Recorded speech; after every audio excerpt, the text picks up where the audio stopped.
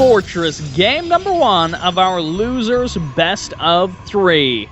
We're going to be kicking it in the top right corner of this cross-spawn map. Well, you may be looking down at the scoreboard and thinking, Kiwi-Kaki, what year is this? No, it's not Kiwi-Kaki, is it? Instead, representing my insanity, this is Blysk. And his opponent, it's going to be spawning down in the bottom left-hand corner of the map. It's the red Terran player representing Team Deadly Gaming. It is Zero.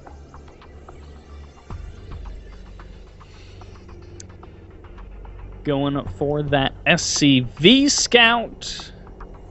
Now, according to Saber, according to friends of Zero, he has some tricks up his sleeve. And it's always interesting when someone, reaches out and is like, hey, I got the intel on this upcoming match. Because normally when I think tricks up someone's sleeve, I'm not thinking like 14cc. That's not really like, man, my trick on this map, 4-player spawn macro map, is to macro. Oh, what a trick. Yeah. I think a lot of, there are maybe a couple of really, really early pressures a Terran player can do in the early stages of Terran versus Protoss, but man, that Mothership Core has made it so difficult for a lot of Terran players to make a lot happen before the 10-minute mark, before they start getting out those medevacs. We may still see something happen before that 10-minute mark if Zero has something super special planned, but I honestly like this. I like the CC first on a 4-player map. Send out the early SCV scout to make sure you're not up against some kind of proxy oracle or something. And that is actually exactly what we see, but it's the important fact that, look, the Stargate's going down before Warpgate, before the Stalker, before the Mothership Core comes out, and the SCV, if Zero is paying attention, he should have seen there's no Cybernetics Core researching anything. There's not a unit being started from this gateway, even though Cyber Core is finishing. Even the Nexus, he could have even seen, oh, there's a probe coming out. He hasn't started that Mothership Core yet. This is all symbolic of, wait a second, where's your second pylon? This is 100% a proxy. Game paused. Oh. It is... Ooh, Kiwi-Kaki. I think you mean Blysk. Blysk. Yeah. I like saying his name is Blysk. Do you know what? Fun fact, do people know what Blysk actually means? It's a real word in German, I believe. Huh. Or sorry, Polish. It's a real word in Polish.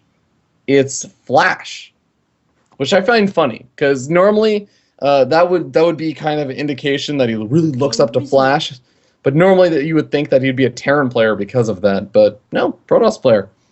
Flash, very well-known Brood War Protoss player, as it goes. So you were mentioning all of the cues, all of the little details that Zero needs to be picking up on, and it seems he's picked up on at least some of them. Did he notice literally everything? Maybe I think he's not, noticed literally everything. I think everything enough. is there.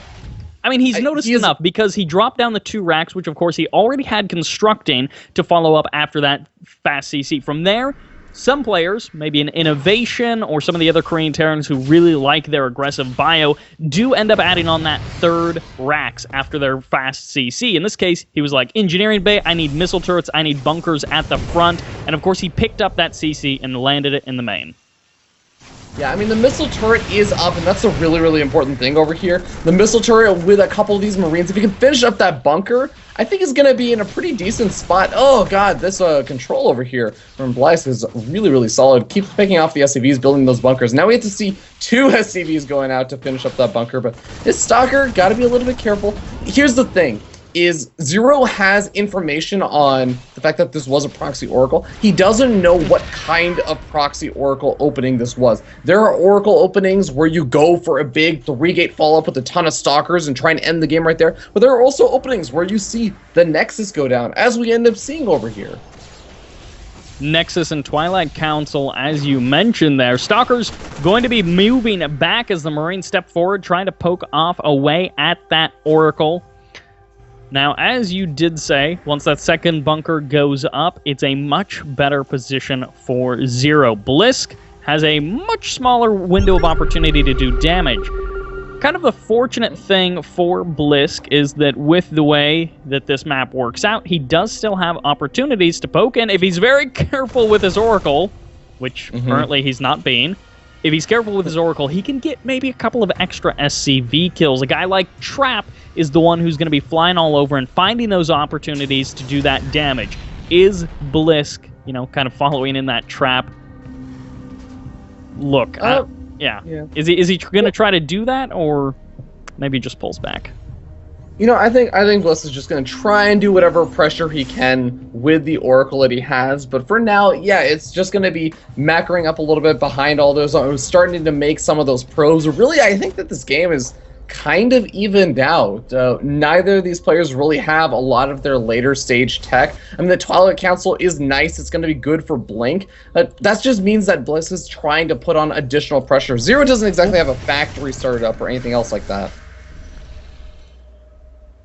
Very true. He's pumping more and more Marines as that Oracle comes in. Gets 1 kill. It's bringing itself up to 5 SCV kills, or at least 5 kills. Yeah, 5 SCV kills, as 6 SCVs have gone down in total throughout this game. So that's kind of the evening of things up. As you mentioned, it kind of has evened up 34 workers for Terran versus 37 probes. But of course, we always have to keep in mind those mules evening things up. You mentioned lots of opportunities. Oh, wow. Zero just barely misses the Stalker's move. That's a really, really important thing to know about because, well, he's going to be building a second bunker. I wonder what the tell was for this. I'm not sure. I guess it's just a blind bunker. Maybe he was worried because, again, as you mentioned, his factory is very late in comparison to how it otherwise would have been. He pokes in with the Marine, gets it taken out there, and these Stalkers waiting, and they're going to be stepping forward. Of course, they don't have Blink just yet or anything. They do have Blink. I guess it didn't show up. And they're going to be poking forward. Can they actually focus down any of these, a significant number of these Marauders? No, the Marauders do finally get into the bunker. That's the one opportunity, but the repair is going to be late coming up from Zero. That's the damage that That's the damage he needed to do. He needed to take out the bunkers. Now he can walk back a little bit, warp in another round of Stalkers, wait for those shields to regenerate just a little bit, and he's going to be able to poke in before this next set of bunkers is finished up. And that means that Zero, with no Medivacs, with Stims still not finished up, is still going to have a lot of trouble defending against these Blink Stalkers. The trouble with this many Blink Stalkers is once that first wave has been worn down, as you mentioned, no Medivacs, the shields regenning for Protoss. He's going to be able to wear through these SCVs. 11 have gone down, and now the Oracle finally doing that bit of damage that it wanted to do all game long. More SCVs being pulled from the high ground, and Zero falling into desperation mode, trying to deal with this absolute chaos in his natural, but he can't. Yep, and GG is going to end up being called out as Blysk.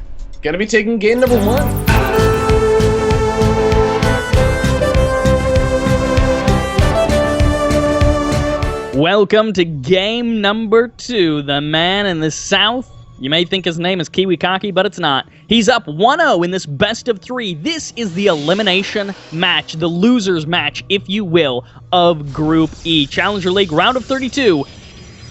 In the south, representing my insanity, this is Blysk.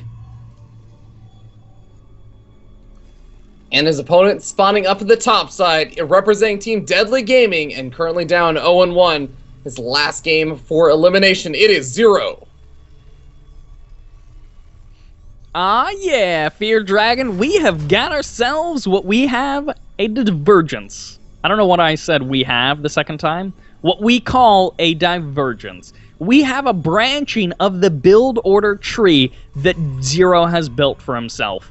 He's been making his name on this macro play in this particular group, and now he's finally splitting off that tree. We have a little bit of a different opening coming out from Zero. I'm trying to make sense of this. So he's going for the 2 racks. One barracks is just super duper proxied. But the other barracks is just back at home. So this is going to be really interesting. So the reason why I think this is going to be very interesting is because I'm wondering if he's going to pool up Marines a little bit. This almost seems like he wants to make sure nothing seems super duper strange back at home. That the probe would just come in and say, oh, there's a supply depot wall in a barracks and there's like 1 or 2 Marines. Okay, so you probably opened up like fairly early on your CC. You're going for a 1x expansion. Nothing wrong here. It's possible that Blysk has an inkling to go for a weird scouting pattern, but for now it just seems like the mind games are... Oh, wow. No, never mind. Never mind. Yeah, I didn't realize the SCVs have been pulled as well. He's going to be... He actually does... I'm assuming he'd see everything. Otherwise, he's just going to be like, what? What just happened? I don't actually know. Very awkward position for Blysk to stand in for this next couple of moments. Now, he's presently 65 energy. He's got to buy some time before Photon Overcharge is ready. Yeah, he's got to buy a lot of time, and it's very important that he does not allow any of these bunkers to get up, because he just straight up will not have the DPS to take that thing out. One of the SCVs is getting focused right now, but this is so difficult with so many SCVs. I mean, it's almost guaranteed that one of the bunkers is going to be able to get up. He has to pull a lot of these probes, and it's questionable if it's going to be enough. Only 2 probes have gone down thus far. Every second is another second closer to that Photon Overcharge, cranking up to 90 energy as the probes once again going to be dancing with the SCVs. 1 bunker has now finished, and of course, with this more than enough Marines to saturate that bunker, it's a very difficult situation. This 1 Stalker going to be stepping out into the wrong position. Surrounded! Instantly annihilated as one of the bunkers, the second bunker rather, does finish, and there's Photon Overcharge, but is it enough? The SCVs are going to repair this Cyberd. I don't think it is going to be enough. Even if the Nexus starts focus firing down the SCVs, which is what I think it should be doing, there it ends up going. It's still going to be questionable because the SCVs will end up going down, but the Nexus is under fire right now. The Photon Overcharge only lasts so long. Can it really take out both of these bunkers before it actually ends up expiring? I really don't think so. This is 18 probes to just 5 SCVs, so everything has to happen right here, right now, but there's still more Marines going to be pumping in, and 1 bunker will fall in a couple of moments, but he still has to deal with all of these Marines. Bunker or no bunker, as you mentioned, Photon Overcharge now expires, which means there's the step forward as it's just 3 Stalkers against so many Marines.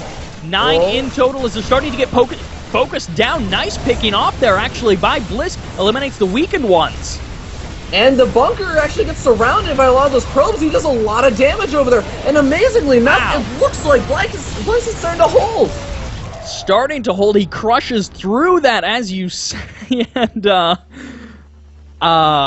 what does Zero actually do from this point on? He pulled those SCVs. The boys were all the way on the wrong side of the map, so he's down to 9 SCVs versus 15 workers. But he didn't lose the Cyber Core. He kept the gateways.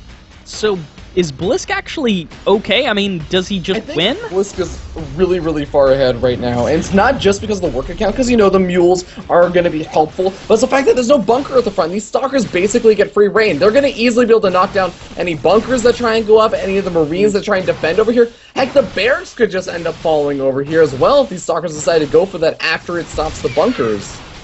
Mothership Core added on for that extra bit of DPS. Of course, Blysk wants to break down the front door before this bunker gets established. There's the supply block, and the SCVs will begin to be torn down one by one. The tale of death begins for Zero as he may be dropping out of this tournament, out of ASL Season 5 in the round of 32. He targets down the Mothership Core. These Stalkers are starting to lose their shields, but every second that goes by is still all right for Blysk. Blysk, he loses these Stalkers. Even if that happens, he's still in an all-right position. He's still in a 5 position. It's the fact that if you take a look at that production tab, Cyber, we got a Nexus going down, we got a Twilight Council going down, we got follow-ups going up, we got a Warpgate technology going up. This is just a pressure for Blysk. Yeah. And even though he loses all these Stalkers, look at the damage he's done. There's 5 SCVs left over. There's only a handful of Marines, not enough to do a big counter swing with. And Blysk is just fine back at home. Sure, he loses the Mothership Core, but he's going to have the opportunity to produce more and more of these units as soon as Warpgate finishes up, and it's going to be enough to defend. Zero has the proud knowledge of knowing that he went out in style It's very clear that from game number 1, Blysk can dismantle Zero, and Zero is like, all right, I'm taking a risk. I'm doing something different. I am going to break the mold. He almost made it work, and now, as he's in a dire situation, he needs to pull off the miracle defense of a lifetime. We have to see this guy play out of his mind as he's streaming Marines one at a time back from that proxy barracks. You know what they say about if you fail, try again? Pull the boys one more time, something like that? Yeah, if you fail, Blysk again, and maybe it'll work, but I'm very skeptical of this, Cyber. In fact, there's more stalkers being warped in. Honestly, let's be real here. If Blysk warped in a sentry and just force fielded this paltry force as it tried to move up the ramp, I think that with 0 micro, he would be able to, Blysk could win that engagement, right? So from here, Zero has to kill the entire army and then also kill off like a Nexus, maybe Cybernetics core, and then like 20 probes. It's just, I don't want to say impossible, but wow, is it really close to impossible. GG gets called. Zero drops out of the round of 32, while Blysk, not Kiwi Khaki as his Smurf would suggest, will advance on to the final match of Group E. Blysk came into this series. Thanks for watching the video. Please subscribe to support the ASL by hitting the button now.